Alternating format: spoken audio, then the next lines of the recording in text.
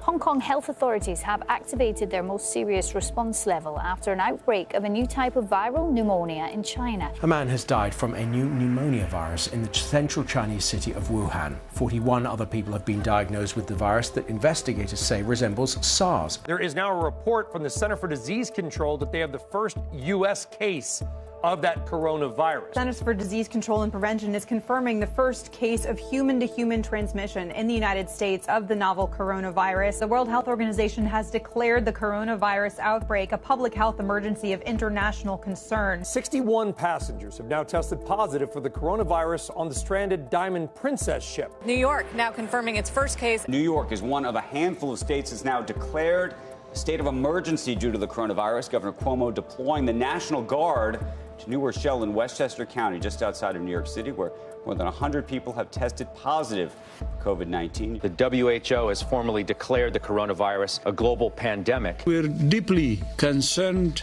both by the alarming levels of spread and severity and by the alarming levels of inaction. We will be suspending all travel from Europe to the United States for the next 30 days. Europe has now become the epicenter of the pandemic. EU leaders now have agreed to close Europe's external borders to prevent the spread of the coronavirus. China now reporting 0 local new infections. The U.S. now has the most cases in the world, more than 81,000. Worldwide cases have now topped 500,000. Boris Johnson, the UK Prime Minister, has tested positive for coronavirus. Total global confirmed cases right now have now topped 1 million. The CDC recommending Americans wear masks in public. New York State now has more coronavirus cases than any other country outside the U.S., according to the latest figures. Cuomo is ordering residents to wear face coverings in public where social distancing is not possible. The United Kingdom now has the highest COVID-19 death toll in Europe. The United States continues to see increasing cases in so many areas of the country, including the Sun Belt, the South, the West. President Trump tonight is escalating his push for schools to reopen. The top health official in Tulsa who says President Trump's rally last month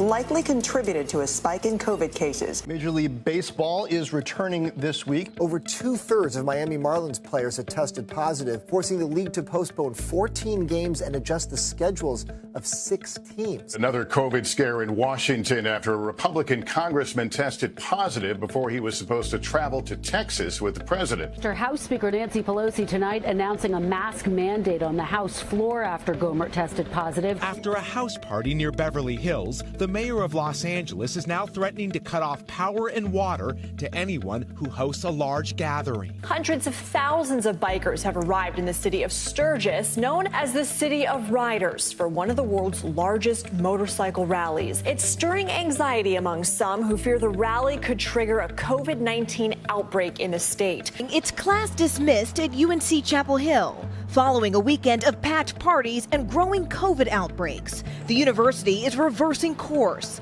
canceling all in-person classes. The United Kingdom is entering a second wave of the coronavirus pandemic. Prime Minister Boris Johnson announcing a set of restrictions, including that restaurants and Britain's famous pubs will have to close at 10. The death toll in the U.S. tops 200,000, the highest in the world. Worldwide coronavirus deaths have passed the 1 million mark, with 20% of those in the United States.